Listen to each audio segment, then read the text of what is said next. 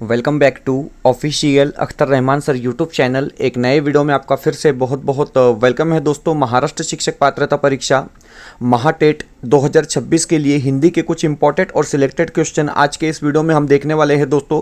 जिस प्रकार से परीक्षा होती है और जिस प्रकार से हिंदी विषय को लेकर प्रश्न पूछे जाते हैं दोस्तों, एक एक क्वेश्चन जो होने वाला है वो बहुत ज़्यादा इंपॉर्टेंट आप लोगों के लिए होने वाला है। और मैं आपको बताऊंगा दोस्तों कि ये चैनल भी आपके लिए बहुत ज़्यादा इंपॉर्टेंट होगा, खास करके हिंदी को लेकर, क्योंकि जिस प्रकार से आपका सराव यहाँ से किया जाएगा दोस्तों, आपको बता रहा हूँ कि एक भी क्वेश्चन जो है वो हिंदी में आपको हमारे क्लास का बाहर का देखने के लिए नहीं मिलेगा दोस्तों, क्योंकि हर एक क्वेश्चन जो है वो परीक्षा में यही से पूछा जाएगा। उसके पहले हम आपको यहाँ पर दिखाना चाहेंगे दोस्तों कि देखिए आप आपकी स्क्रीन पर देख सकते हैं कि पेपर 1 का पूरा शेड्यूल आपके सामने है। मतलब आपको कौन से सब्जेक्ट लेने हैं। अगर आप हिंदी भाषा लेते हैं दोस्तों तो देखिए हिंदी आपका जो रहेगा दोस्तों वो लैंग्वेज फर्स्ट रहेगा। मराठी या इंग्लिश आपने लैंग्वेज सेकंड लेनी है। बाल मानस शास्त्र, गणित और परिसर अभ्यास, ये 3 विषय जो होते हैं वो कंपलसरी होते हैं दोस्तों। यहाँ पर 30-30 मार्क्स के लिए ये सब्जेक्ट आपको पूछे जाएंगे। इसमें सिर्फ आपका हिंदी का सेक्शन जो होगा दोस्तों वो सिर्फ आपको हिंदी में पूछा जाएगा, और बाकी का जो पेपर होता है आपका, मतलब ये चारों पेपर जो होंगे दोस्तों वो मराठी में होंगे। अगर आप इंग्लिश को नहीं लेते, इंग्लिश को स्किप कर देते, मतलब आपने यहाँ पर हिंदी मीडियम लेना है, फर्स्ट लैंग्वेज हिंदी लेनी है। उसके बाद जो आपके यहाँ पर जो सब्जेक्ट होंगे वो सभी सब्जेक्ट मराठी में होंगे। जिस प्रकार पेपर 1 की बात हमने यहाँ पर की है, उसके बाद हम आपको बताएंगे दोस्तों कि पेपर 2 आपका किस प्रकार होने वाला है। तो देखिए पेपर 2 में भी क्या होता है दोस्तों, आपका हिंदी होता है, इंग्लिश या मराठी, तो हमने इंग्लिश को तो यहाँ से भी हटा देना है। मराठी आप समझेंगे लैंग्वेज सेकंड में। बाल मानस शास्त्र कंपलसरी होता है पेपर 2 में, और आपके पास 2 ऑप्शन होते हैं, सामाजिक शास्त्र और विज्ञान और गणित के। ये 60 मार्क्स के लिए पूछा जाता है। तो यहाँ पर भी आपका क्या है, हिंदी वाला सेक्शन जो होगा वो सिर्फ हिंदी में होगा। बाकी जो पेपर आपका होने वाला है 120 मार्क्स का, वो पूरा का पूरा पेपर आपका मराठी में होगा, और इंग्लिश में भी क्वेश्चन जो है पूछे जाते हैं ऑप्शन के तौर पर। तो इस तरीके से क्या है आपका पेपर होगा। बताने का मतलब ये है दोस्तों कि अगर आप हिंदी भाषा 1 लेते हैं, भाषा 2 मराठी लेते हैं, तो आपका पेपर मराठी में ही होगा। किसी प्रकार की कोई चिंता करने की आपको ज़रूरत नहीं है दोस्तों। और इंग्लिश अगर आप स्किप करना चाहते हैं तो इस प्रकार क्या है, आपको अपने सब्जेक्ट वहाँ पर लेने होंगे। इसलिए ये जो है दोस्तों हमने हमारे चैनल के माध्यम से आपको बताना ज़रूरी समझा। तो चलिए प्रश्नोत्तर की तरफ बढ़ते हैं। वीडियो में आगे बढ़ने से पहले अगर आप हमारे चैनल पर नए हो तो चैनल को सब्सक्राइब कीजिए, साथ ही साथ बेल नोटिफिकेशन को ऑन कीजिए, ताकि आपको आने वाले वीडियोस के नोटिफिकेशन जो है वो आसानी से मिल पाए। और दोस्तों अगर आप हमसे जुड़ना चाहते हो तो डिस्क्रिप्शन में जाकर आपको हमारे टेलीग्राम और व्हाट्सएप चैनल को ज्वाइन कर लेना है, जहां से आपको तमाम अपडेट वक्त वक्त पर देखने के लिए मिलेंगे। साथ ही साथ अगर आप हमारे चैनल की मेंबरशिप हासिल करना चाहते हो तो सिंपली ज्वाइन बटन को ज्वाइन कर आप हमारे चैनल की मेंबरशिप हासिल कर सकते हैं दोस्तों, जिससे क्या है आपको हमारे सभी वीडियो जो है वो बिल्कुल फ्री में देखने के लिए मिलेंगे। तो अभी ज्वाइन बटन को ज्वाइन कर क्या है आप हमारे चैनल की मेंबरशिप हासिल कर लेंगे। बढ़ते हैं हम पहले प्रश्न की तरफ। प्रश्न क्रमांक 1। ओके, यहाँ पर जो पहला प्रश्न पूछा गया है वो इस प्रकार है कि निम्न में से मध्ययुगीन कवि कौन है। तो देखिए दोस्तों 2025 की परीक्षा में ये प्रश्न पूछा गया था, क्योंकि कुछ प्रश्न हमने प्रीवियस PYQ आपके लिए लेकर आए दोस्तों, क्योंकि एक आइडिया आपको आ जाएगा कि प्रश्न किस प्रकार से पूछे जाते हैं। मध्ययुगीन कवि कौन है, इस प्रकार का प्रश्न पूछा गया था। सिंपल सी बात है, रहीम यहाँ पर क्या है हमारा सही विकल्प होगा। ऑप्शन जो 2 रहेगा दोस्तों वो बिल्कुल यहाँ पर क्या है सही ऑप्शन हो जाएगा। चलिए अगले प्रश्न की तरफ बढ़ते हैं। प्रश्न नंबर 2। अब देखिए यहाँ पर जो दूसरा क्वेश्चन पूछा गया है वो है कि हिमालय सबसे ऊंचा पर्वत है। ओके, ये वाक्य यहाँ पर दिया गया है और प्रश्न पूछा गया कि वाक्य में उद्देश्य कौन सा है। तो अब देखिए दोस्तों यहाँ पर हिमालय सबसे ऊंचा पर्वत है, इस वाक्य में कौन सा उद्देश्य है, इस प्रकार का प्रश्न आपको पूछा गया है। 4 विकल्प आपके सामने यहाँ पर दिए गए, हिमालय पर्वत ऊंचा सबसे। तो देखिए मैं आपको बताऊंगा दोस्तों, बड़े सिंपल क्वेश्चन क्या है आपको 2025 की परीक्षा में भी पूछा गया। तो हिमालय यहाँ पर क्या है आपका सही विकल्प हो जाएगा। मतलब आपका ऑप्शन जो यहाँ पर रहेगा दोस्तों 1 क्या रहेगा सही विकल्प यहां पर होगा। चलिए उस प्रकार अब देखिए मराठी में भी आपको इसी प्रकार के प्रश्न देखने के लिए मिलते हैं। निम्न में से शुद्ध शब्द कौन सा है। अब देखिए अशाच प्रकारचे प्रश्न तुम्हाला मराठीमध्ये सुद्धा विचारले जातात। 4 ऑप्शन दिले जातात आणि त्यापैकी एक शुद्ध शब्द असतो। अशाच प्रकारचे प्रश्न हिंदीमध्ये सुद्धा आपल्याला विचारले जातात। आता या ठिकाणी उत्सुकता कोणता बरोबर लिहिलेला आहे, म्हणजे लेखन नियमानुसार योग्य शब्द आपण त्याला म्हणू शकतो। तर हे बघा ऑप्शन जे 4 असेल, म्हणजे पर्याय जे 4 दिलेला आहे, ऑप्शन जे 4 असेल ते आपला योग्य उत्तर राहणार आहे। Option D is a right answer. पुढचा प्रश्न म्हणजे प्रश्न क्रमांक 4।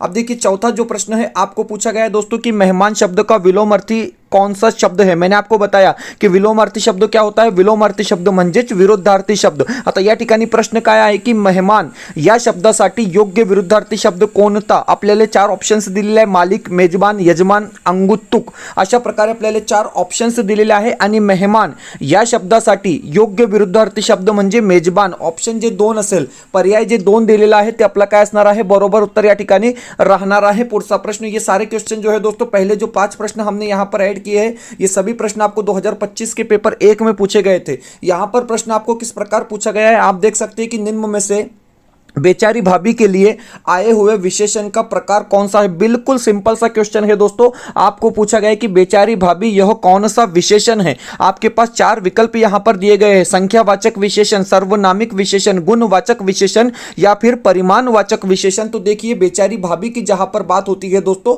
तो यह हो जाएगा आपका ऑप्शन 3, मतलब गुणवाचक विशेषण होगा, मतलब पर्याय 3 क्या रहेगा आपका? बिल्कुल यहां पर क्या है दोस्तों? सही विकल्प हो जाएगा. अगले प्रश्न की तरफ बढ़ जाते हैं. प्रश्न नंबर 6. आता हे बघा, अशा प्रकारचे प्रश्न सेम टू सेम क्वेश्चन आपल्याला मराठीमध्ये सुद्धा विचारले जातात. च वर्ण का उच्चारण मुंह के किस भाग से होता है? आता हा प्रश्न हिंदीमध्ये असो किंवा मराठीमध्ये असो सेम आहे, कारण मराठीमध्ये सुद्धा आपण तालू असा ऑप्शन त्या ठिकाणी सुद्धा देऊ शकतो आणि हिंदीमध्ये सुद्धा आपण तालू म्हणजे कंठ तालू. कंठ म्हणजे क ख ग गो. ओके. मुर्दा म्हणजे काय तर ट ठ ड ड. ओष्ठ म्हणजे प फ ब भ, म्हणजे हे ओष्ठ व्यंजन आहे. आणि तालू व्यंजन कोणते तर च छ ज ज. म्हणजे ऑप्शन जे डी असेल, पर्याय जे 4 दिलेला आहे ते आपला बरोबर उत्तर असणार आहे. मित्रांनो, अशाच प्रकारचे प्रश्न आपल्याला मराठीमध्ये आणि हिंदीमध्ये विचारले जातात, म्हणजे जवळपास 70% सिलेबस सेम है. अब देखिए यहाँ पर हमने बताया कि कंठ से बोलने वाले कौन से है, तो क ख ग घ है. ठीक है. उसके बाद तालू से बोलने वाले कौन से है, तो च छ ज जो. उसके बाद 5वां जो होता है वो अनुनासिका होता है. मुर्दा से बोलने वाले ट ठ ड ढ न.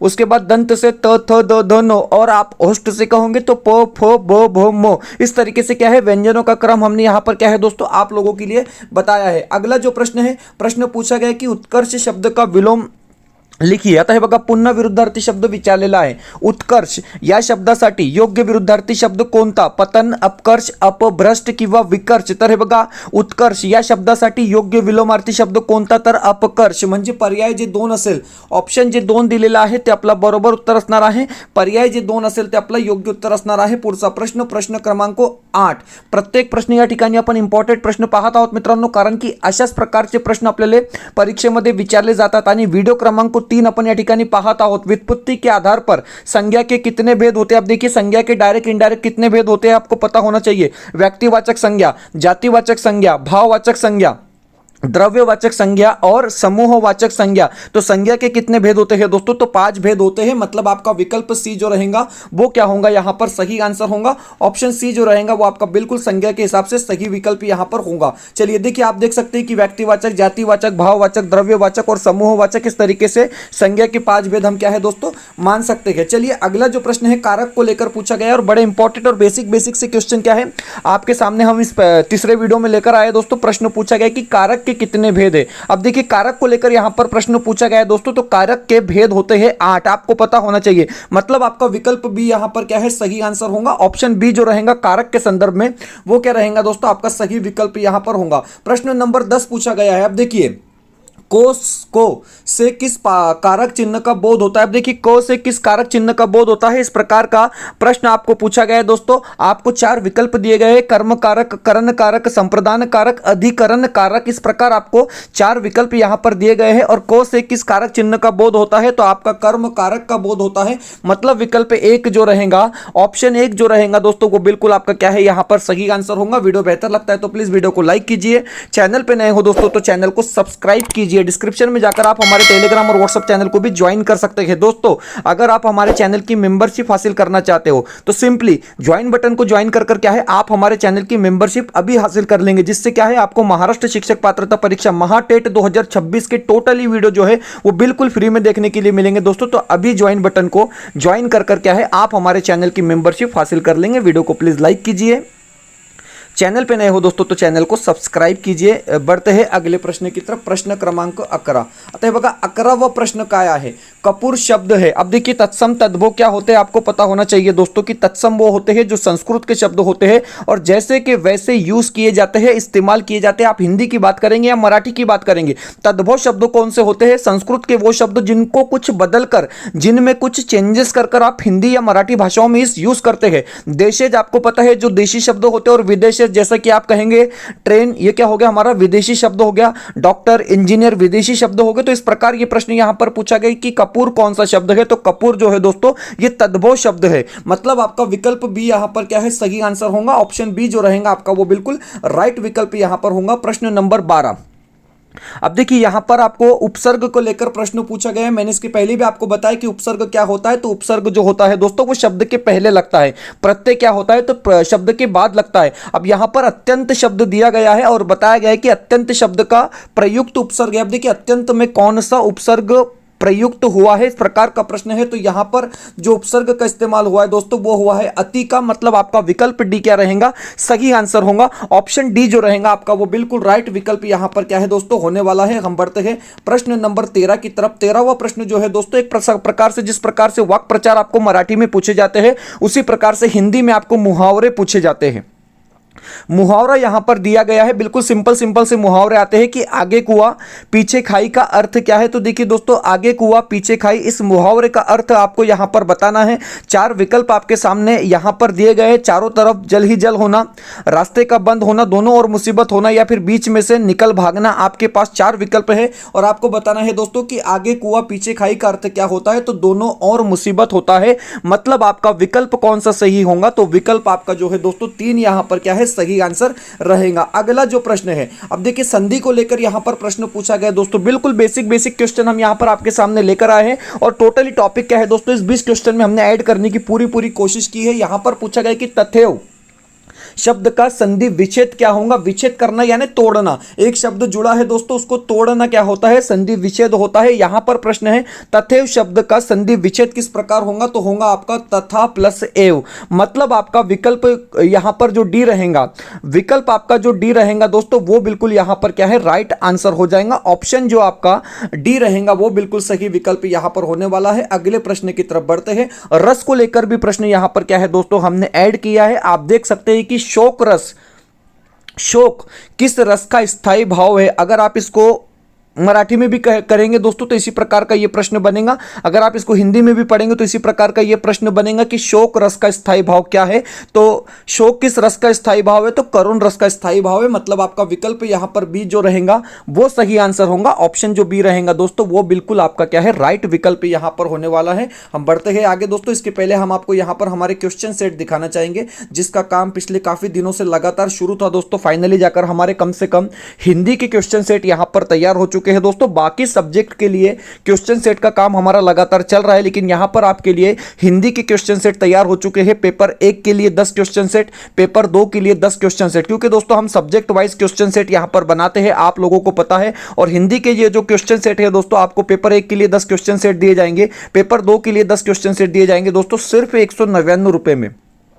मतलब इतना आसान हम आप लोगों के लिए हिंदी को करने वाले हैं दोस्तों, क्योंकि इसके बाहर एक भी क्वेश्चन जो है आपको परीक्षा में देखने के लिए नहीं मिलेगा। तो अगर आप इस प्रश्न संच को परचेस करना चाहते हैं दोस्तों, जिसमें सभी प्रश्न संच में आंसर की उत्तर सूची भी दी गई है, तो आप स्क्रीन पर एक व्हाट्सअप नंबर आपको दिख रहा है दोस्तों, इस नंबर पर व्हाट्सअप कर आप क्या है इसको परचेस कर सकते हैं। सिंपली आपको हाई करना है, आपको एक स्कैनर दिया जाएगा, उस पर पेमेंट करने के बाद आपको सिर्फ स्क्रीनशॉट भेजना है दोस्तों, और तुरंत आपको क्या है ये पीडीएफ मिल जाएंगे। अगर आप चाहते हैं तो पेपर 1 के लिए भी परचेस कर सकते हैं, अगर आप चाहते हैं तो दोनों पेपर के लिए भी परचेस कर सकते हैं। डिपेंड ऑन यू कि आपको क्या चाहिए, आप वो परचेस कर सकते हैं दोस्तों। तो बड़े इंपॉर्टेंट प्रश्न संचय है जो परीक्षा के दृष्टिकोण से आप लोगों के लिए बहुत ज्यादा इंपॉर्टेंट होने वाले हैं। तो स्क्रीन पर दिख रहे व्हाट्सएप नंबर पर अभी कांटेक्ट कर क्या है आप इसको परचेस कर लेंगे, क्योंकि परीक्षा के दृष्टिकोण से बहुत ज्यादा इंपॉर्टेंट ये प्रश्न संचय यहां पर होने वाले हैं। बढ़ते हैं अगले प्रश्न की तरफ। वीडियो को प्लीज लाइक कर लेंगे और चैनल को सब्सक्राइब कर लेंगे। प्रश्न पूछा गया है कि यथाशक्ति में समास है। अब देखिए यहां पर जहां पर उपसर्ग यूज होता है, सिंपली अगर हम कहेंगे दोस्तों कि जहां पर मैक्सिमम टाइम, जैसा कि गैर हजार प्रतिदिन, जिस प्रकार उपसर्ग यूज होता है दोस्तों, तो वहां पर आपका अव्ययभाव समास होता है। मतलब आपका विकल्प 1 जो रहेगा वो यहां पर क्या है सही आंसर हो जाएगा। ऑप्शन 1 जो रहेगा दोस्तों आपका वो बिल्कुल राइट विकल्प यहां पर होगा। चलिए अगले प्रश्न की तरफ बढ़ जाते हैं। प्रश्न पूछा गया है कि राम आम खाता है। में वाच्य कौन सा है? अब देखिए दोस्तों, राम आम खाता है में वाच्य कौन सा है? इस प्रकार का वाच्य को लेकर प्रश्न पूछा गया है। भाववाच्य, उभयवाच्य, कुर्तवाच्य या फिर कर्मवाच्य। तो देखिए राम आम खाता है में कुर्तवाच्य है। इसका रीजन हम आपको बताएंगे, क्योंकि क्यों कुर्तवाच्य का इस्तेमाल यहां पर हुआ है। तो आप देख सकते हैं दोस्तों कि राम आम खाता है में कुर्तवाच्य है। जहां क्रिया का लिंग और वचन कर्ता के अनुसार होता है वह कुर्तवाच्य होता है। सिर्फ इतनी बात आपने याद रखना है दोस्तों, जो बात हम आपको बता रहे कि जहां क्रिया का लिंग और वचन कर्ता के अनुसार होता है वहां पर कुर्तवाच्य होता है। मतलब आपका विकल्प सी क्या रहेगा? तो सही आंसर होगा दोस्तों। अगले प्रश्न की तरफ बढ़ते हैं। प्रश्न नंबर 18। 18वां प्रश्न आपकी स्क्रीन पर है। प्रश्न पूछा गया कि किस शब्द में तत्पुरुष समास है? अब देखिए दोस्तों, तत्पुरुष समास का उदाहरण कौन सा? इस प्रकार का प्रश्न आपको पूछा गया है और यहां पर भी आपको 4 विकल्प दिए गए हैं। मधुमक्खी अगर आप कहेंगे दोस्तों तो तत्पुरुष समास का सही उदाहरण होगा। मतलब आपका विकल्प डी यहां पर जो रहेगा वो बिल्कुल राइट आंसर हो जाएगा। चलिए प्रश्न नंबर 19 की तरफ चलते हैं। देखिए तुलसीदास के रचनाकार कौन है? यह प्रश्न अक्सर परीक्षाओं में पूछा जा रहा है दोस्तों, और यहां पर भी आपको उसी प्रकार से प्रश्न पूछा गया है कि तुलसीदास के रचनाकार है। अब देखिए 4 विकल्प आपके सामने है। केशवदास, सूर्यकांत त्रिपाठी निराला, डॉक्टर रामविलास शर्मा, महादेवी वर्मा जी। इस प्रकार आपको 4 ऑप्शन दिए गए हैं और तुलसीदास के रचनाकार है सूर्यकांत त्रिपाठी निराला जी। मतलब आपका विकल्प बी जो रहेगा वो बिल्कुल सही आंसर होगा दोस्तों। अगला जो प्रश्न है टीएटी में एक बार पूछा जा चुका है प्रश्न है, मतलब महाटेट में प्रश्न है कि कवितावली के रचनाकार कौन है? तो देखिए कवितावली, गीतावली, इनके सभी के रचनाकार जो है वो तुलसीदास जी है, गोस्वामी तुलसीदास जी है। मतलब आपका विकल्प सी जो रहेगा दोस्तों वो बिल्कुल यहां पर क्या है? सही आंसर होगा। ऑप्शन सी जो रहेगा दोस्तों वो बिल्कुल आपका क्या है? राइट विकल्प यहां पर होने वाला है। अब देखिए दोस्तों, यहां पर स्क्रीन पर हिंदी के नोट्स आपके सामने नजर आ रहे हैं। महाराष्ट्र शिक्षक पात्रता परीक्षा महाटेट 2026 के लिए हमारे हिंदी के नोट्स जो है दोस्तों वो रेडी हो चुके हैं। 219 रुपये हमने यहां पर प्राइस रखा है दोस्तों। नोट्स पढ़ेंगे, उसके बाद क्वेश्चन सेट सॉल्व करेंगे दोस्तों। तो मैं आपको बता रहा हूं 25-26 नंबर जो है आपको 30 में से हिंदी में जरूर मिलेंगे। तो स्क्रीन पर जो व्हाट्सएप नंबर दिख रहा है इस नंबर पे कांटेक्ट कर आप क्या है इसको परचेस कर सकते हैं दोस्तों। फिलहाल वीडियो में इतना ही, मिलते हैं नए वीडियो में बेहतर अपडेट के साथ।